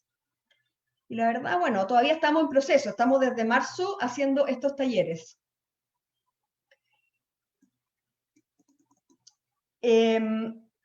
Finalmente, hoy día tenemos una plataforma con una aplicación de WhatsApp, y de esta plataforma se pueden descargar todos los podcasts y todas las guías de acompañamiento del estudiante, descargables e imprimibles por todos los profes. Todo disponible, gratuito, en canales.ensanachile.cl. Y yo quisiera animar a todos los asistentes a que conozcan y usen estos recursos, porque ese es el sentido del trabajo que estamos haciendo, es totalmente gratuito, así que entren, úsenlo, compártanlo. Muchos se estarán preguntando cómo financiamos nosotros esto, bastante con el apoyo de Enseña Chile, pero también con el apoyo de algunas empresas, especialmente BHP, que también financia este seminario, así que todo nuestro agradecimiento a BHP. Y hoy vamos a seguir produciendo capítulos de radio, tenemos 2 temporadas pensadas para este año, con nuevos capítulos que seguiremos publicando en la plataforma. Para terminar, me gustaría dejar 2 reflexiones. La primera es que esto no habría sido posible sin el liderazgo colectivo de todo el equipo. Llamamos liderazgo colectivo a trabajar en equipo por un propósito común, sin egos personales, sin ideologías que nos limiten, sin fronteras geográficas. Si nuestro objetivo es que todos los estudiantes reciban una clase de calidad, ese es el propósito que nos convoca. Y en esta ocasión, la clave de que todo nos resultara tan rápido es que muchos profesores de norte a sur de nuestro país se conectaron online con un propósito claro: crear programas de radio de calidad que transmitan motivación y emociones para que todos los niños, niñas y jóvenes puedan seguir aprendiendo independiente de su conectividad. Y en educación estamos un poco acostumbrados a trabajar solos, y eso nos hace perder tiempo, nos hace perder energía y estamos colapsados. Nos ha costado mucho instaurar un clima de colaboración. Por eso, hoy día invito especialmente a todos los directivos escolares a apoyar a sus profesores. Sabemos que están sobrepasados, pero trabajar colectivamente, planificar en equipo, compartir recursos, tal vez requiere una reunión extra de coordinación, pero a mediano plazo el trabajo colaborativo es más eficiente y más creativo. Y para cerrar con optimismo y tomarme de lo que han comentado los otros panelistas de que esto es una gran oportunidad, yo también quisiera felicitar a todos los profesores y profesoras que han tenido que aprender a trabajar online y con nuevas tecnologías.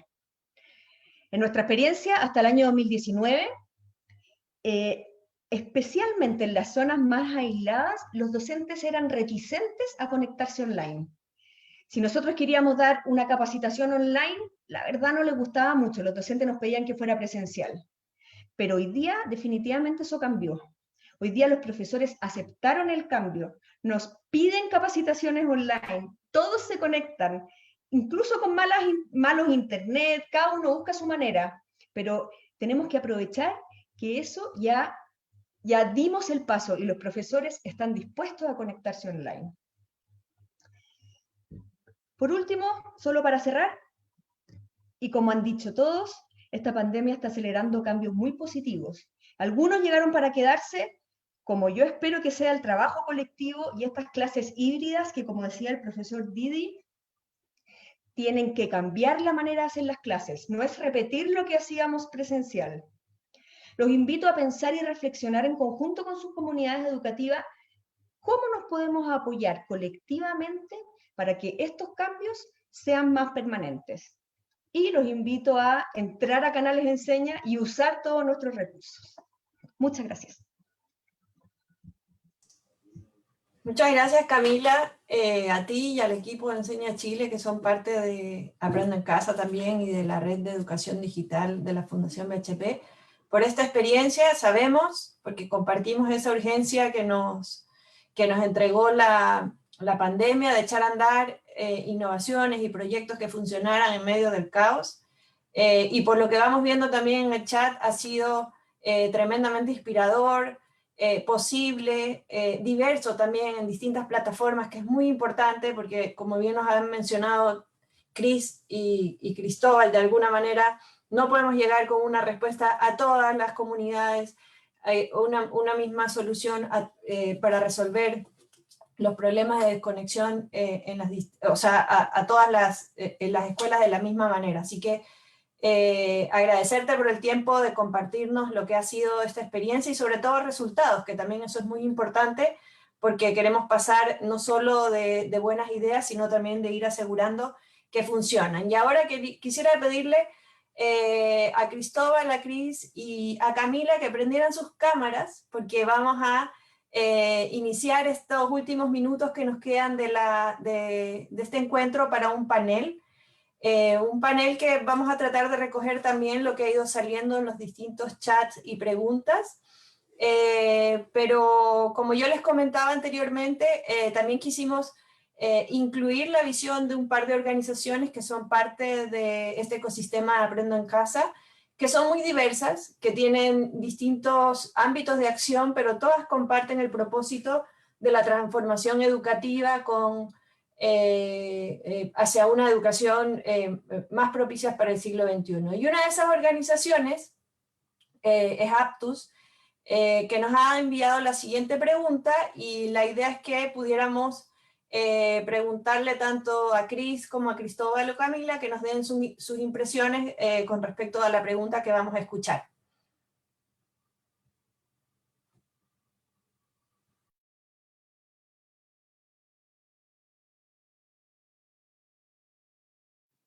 Hola, muchísimas gracias por la invitación. Y mi pregunta para los panelistas es la siguiente.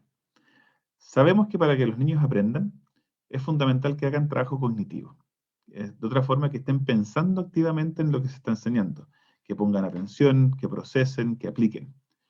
Esto generalmente en una clase presencial se logra a través de la discusión, la interacción, el monitoreo de la práctica, en fin. En el caso de la educación híbrida, esto, al parecer, es más complejo en la componente a distancia de esa enseñanza. Entonces, mi pregunta es, ¿qué estrategias han visto que permiten fomentar e incluso asegurar que quienes están en la casa puedan y hagan ese trabajo cognitivo?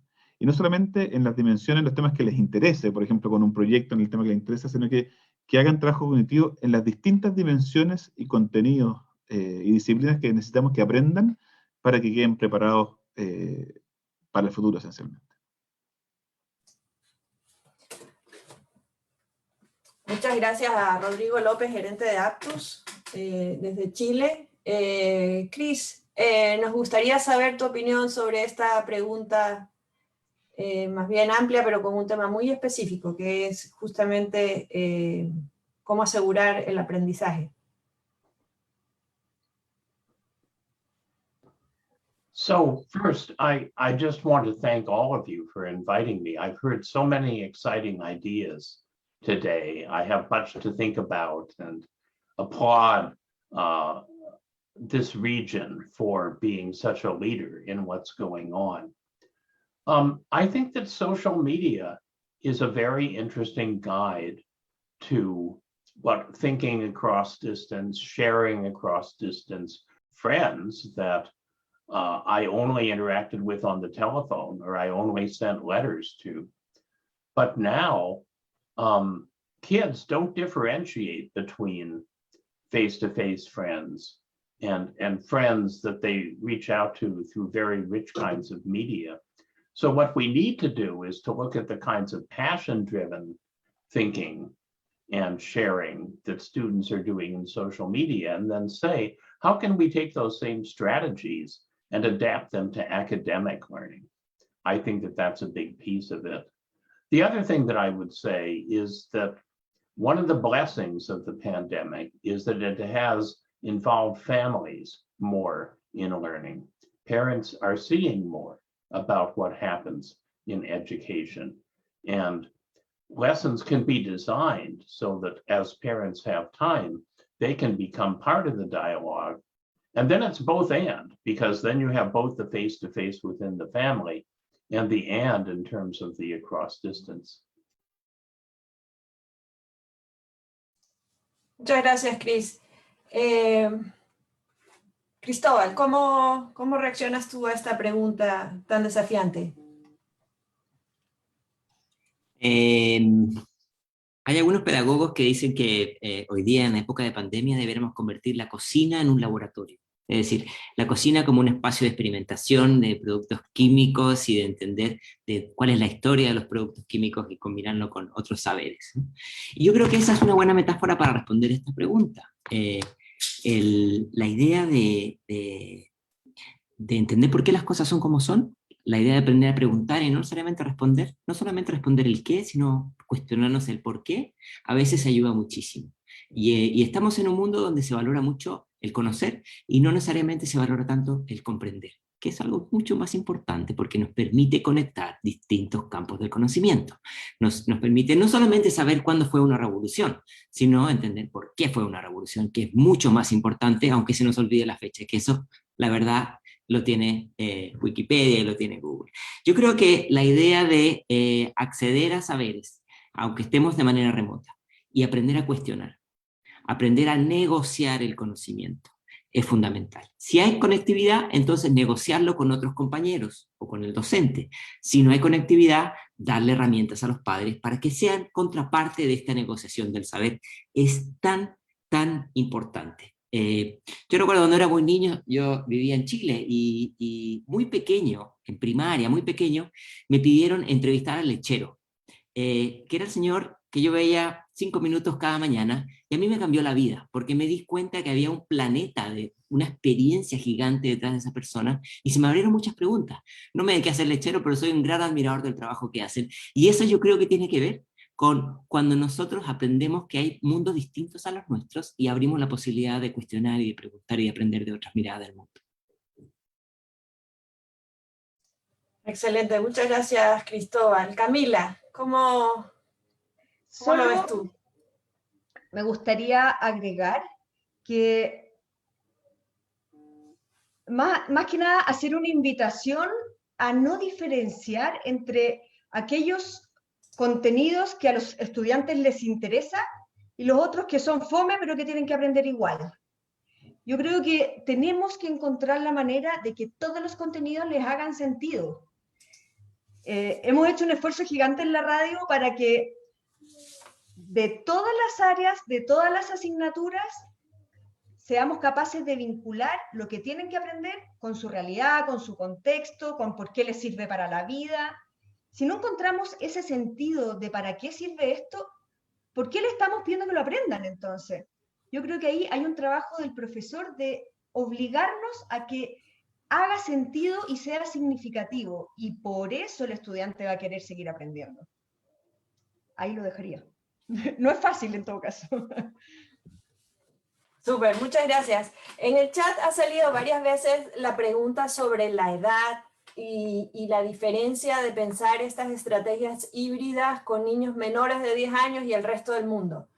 Y dado que eso ha sido una constante en las preguntas, yo quisiera entonces traer al panel justamente sobre cómo abordar la diferenciación con estos grupos de niños que son más chicos en contextos híbridos para asegurar los aprendizajes, pero también hay una preocupación de no exponerlos tanto tiempo a pantallas desde tan pequeño. Entonces, me gustaría conocer su posición y también su experiencia al respecto. Vuelvo contigo, Camila, para darle una vuelta al panel. La verdad es que nuestra experiencia es en más grandes. Nosotros trabajamos en Enseña Chile con estudiantes de 13 para arriba. Entonces, a esa edad ya la responsabilidad personal y la motivación personal pasan a ser fundamentales. Por eso el foco está en que el estudiante sea el protagonista. Sinceramente no tengo experiencia en hacerlo con niños chicos, nosotros no trabajamos eso, pero lo que sí nos cuesta mucho, sobre todo en contextos vulnerables, es que los estudiantes más grandes y las familias de los estudiantes prioricen la educación, porque al estar en la casa hay muchas otras cosas más importantes que conectarse a la clase y aprender. Y eso yo creo que es un trabajo sobre todo con las familias. Súper. Cris, ¿cuál ha sido tu experiencia o visión sobre los más chicos? Well, certainly younger children have different needs than older children. I talked earlier about apples and oranges. Now I want to talk about lemons. When life gives you lemons, you have to make lemonade. And it's not ideal for young children to be learning remotely, but we have to do what we have to do, which is to make it as good as we can. One of the episodes in Silver Lining for Learning is about a teacher in Korea. She lives in Korea, but she teaches in a school in the United States, in California, and she teaches first grade children. So she's teaching children that are about 6, 7 years old. And she talks in the episode about how the children loved the responsibility. They feel very proud of the fact that they can log in, that they've learned to handle the technology without their parents' help, that they are able to master some skills. But certainly trying to involve the family as much as possible, trying to involve the students with interesting questions in the community and in the home, as Cristobal was saying, is really important with younger children. And of course, we all hope for the day when they can receive more face-to-face instruction. Excelente, muchas gracias. Cristóbal. Poco que agregar después de lo que han dicho mis colegas. Yo diría que las pantallas son muy tentadoras, porque son un buen anestesiante, los niños se quedan tranquilos, nadie me molesta mientras yo puedo hacer mis cosas. Pero tenemos que tener mucho cuidado porque sin caer en demonizar ni divinizar las pantallas, la autorregulación juega un papel fundamental. Y cuando son más pequeños, la autorregulación tiene que estar dentro del rol parental. La autorregulación tiene que ver con no solamente medir la cantidad de minutos que un niño está en pantalla, que no nos sirve de nada, sino que jugar un rol mediador en la interacción con la pantalla, ¿no? Acompañar la experiencia digital, preguntar qué está haciendo en el entorno digital, o qué cosas no hizo, o qué cosas descubrió, o qué cosas no le gustaron. Eso es mucho más incómodo, es mucho más demandante para los padres que decirle tienes 60 minutos para hacer lo que quieras, ¿no? Yo creo que nosotros no dejamos de jugar porque envejecemos, envejecemos porque dejamos de jugar. Y eso tiene que ver con desconectarse de las pantallas, es bueno, porque construimos otras experiencias, como decía Chris. Pasi Salberg dice, los niños deberían escribir cartas a sus abuelos en papel un par de veces al mes, deberían jugar más en la calle. Y yo creo que, de nuevo, esto no es pro o contra tecnología, es mucho más interesante que eso, es aprender a autorregular. Y yo creo que eso es el gran camino, autorregulación acompañada cuando son muy pequeños y después autogestión cuando sean más grandes. Súper, muchas gracias, Cristóbal. Quiero darle la palabra a Alejandra Garcés de la Fundación BHP, que también tiene una pregunta para este panel. Muchas gracias, Ana María. Qué interesante todas las presentaciones y la conversación, fascinante. Bueno, una pregunta que tengo y que ya ha sido abordada en la conversación es que también es un tipo de mea culpa, porque hasta el momento de la pandemia las familias y la sociedad habíamos dejado como toda la responsabilidad de la educación en los profesores y un poco estar como aparte de aquello. Ahora sentimos y hemos estado obligados a participar en la educación de nuestros hijos porque tenemos que ayudarlos, porque tenemos que estar ahí presentes y tratar de entender lo que están aprendiendo. ¿Cómo ven ustedes que podría ser un rol más integrador entre los profesores, las escuelas, la sociedad civil, las familias y también otros sectores como las empresas, los profesionales de otras áreas que puedan contribuir también con la educación de nuestros hijos, de nuestros jóvenes que son el futuro de nuestro país, digamos? Esa es mi pregunta. Gracias. Gracias, Alejandra. Cris, ¿quieres partir tú con la respuesta? So I'll give one example. I am not an expert in reading, but I have the privilege of working with some of my colleagues at Harvard who are experts in reading on an initiative called Reach Every Reader. And one of the things that I've learned about early reading from them is that what's most helpful for early reading isn't necessarily to read. It isn't necessarily to sit with a book and have a parent read to a child. Instead, they say that what's most helpful is what they call a dialogic conversation, in which the parent and the child, it's like playing tennis. They toss the conversational ball back and forth, back and forth. And the child is asked what they think and how they interpret the world, what Cristóbal was saying earlier. And those dialogic conversations get children farther along the road to reading than just phonics or just parent reading to the child. All of those are important, but families, I think, underestimate what they can do. They don't understand that some of the things that happen in the family are as powerful or more powerful than what any teacher can give a child. And so starting to rethink education with the family as the third leg of the stool is really an exciting opportunity. Muchas gracias, Cris. Nos quedan muy pocos minutos, así que feliz si es que Camila puede responder también.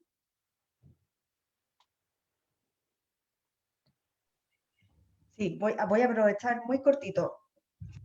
Yo creo que hoy día los papás y las familias realmente han dimensionado lo que significa ser profesores, y esa es una posibilidad gigante. Y de todas maneras, sí o sí tenemos que integrarlos, pero yo quisiera hacer una acotación con respecto a las empresas. Nosotros hemos trabajado con empresas ahora para que las empresas cuenten lo que hacen y inviten a los estudiantes a conocer y desde ahí le encuentren significado a muchas de las cosas que tienen que aprender. Yo creo que hay espacio para generar esos vínculos y tenemos que aprovecharlo. Súper, Cristóbal. Las investigaciones una y otra vez nos muestran que muchas veces los desempeños de los estudiantes, por ejemplo en habilidades digitales, están directamente asociados al nivel de estudio de la madre. Una y otra vez, en distintos países, el nivel de estudio de la madre es un gran predictor de las habilidades digitales. La experiencia de formación del estudiante no está desasociada de los padres, y por una vía moderna, acelerada, nos fuimos desconectando y ese vínculo se fue rompiendo. En muchos casos totalmente, solamente para los padres van una o dos veces a hacer control a la escuela en los 12 meses de la experiencia escolar, ¿no? Yo creo que la pandemia abrió muchas posibilidades donde hay comunicación directa padre-docente, y espero yo que quienes tengan ganas de seguir cuando acabe la pandemia, ese tercer rol que plantea Cris se mantenga. Súper. Nos queda un minuto, o bueno, nos vamos a pasar un poquito, pero tenemos una última pregunta que queremos proyectarla para que Cris nos la pueda responder y de ahí ya ir a un cierre. Veamos esta pregunta que viene de Uruguay.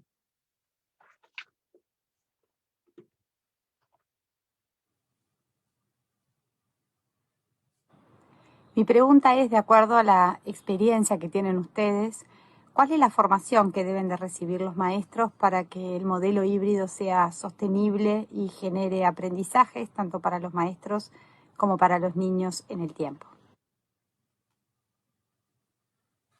Cuéntanos, Cris, ¿qué recomendarías? Porque en la audiencia hay muchísimos profesores y profesoras.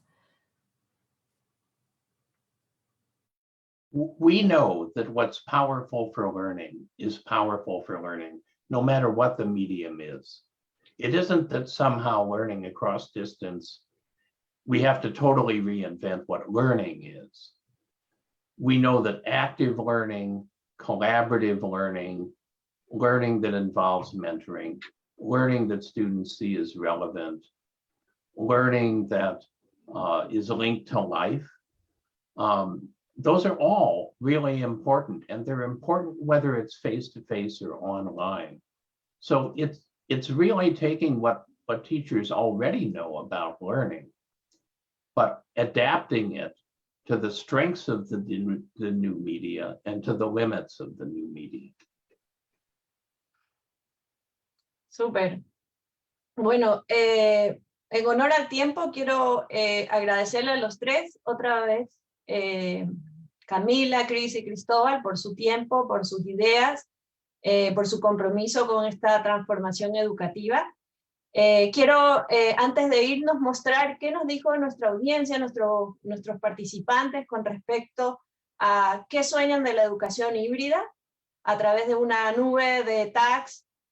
Sueñan que la educación híbrida permita mayor aprendizaje, equidad, calidad, efectividad, aprendizaje significativo, oportunidades, creatividad, en fin. Creo que también nos deja esta nube una serie de desafíos, sobre todo de cómo podemos ir profundizando esta idea de educación híbrida, al servicio de qué la queremos poner y cómo ir caminando juntos en esta transformación. Ustedes ya tienen ahora en su mail, si me dejas, Alberto, compartir, ya tienen en su mail esta encuesta que hemos mandado para que por favor nos den su feedback. Y quiero dejarlos invitados a nuestra próxima actividad del laboratorio. Como yo les decía, partimos de estas grandes conferencias, inspiraciones, y el siguiente paso en mayo es la colaboración, son los talleres prácticos, y vamos a seguir en la línea de cómo sacarle partido a las nuevas plataformas de aprendizaje, teniendo en consideración estas reflexiones que hemos tenido.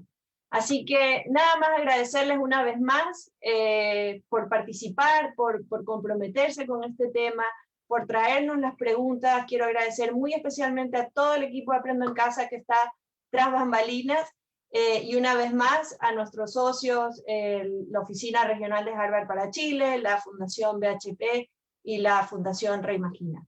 Les mando un abrazo, Cristóbal, Cris, Camila, y a todos nuestros participantes, muchas gracias.